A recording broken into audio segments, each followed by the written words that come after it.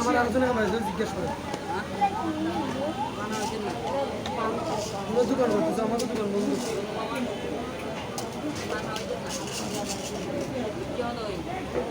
বুঝছি নি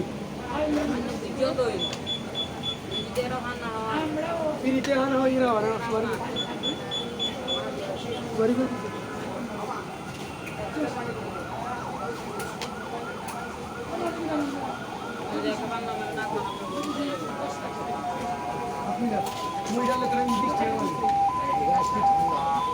বললাম মজা করলাম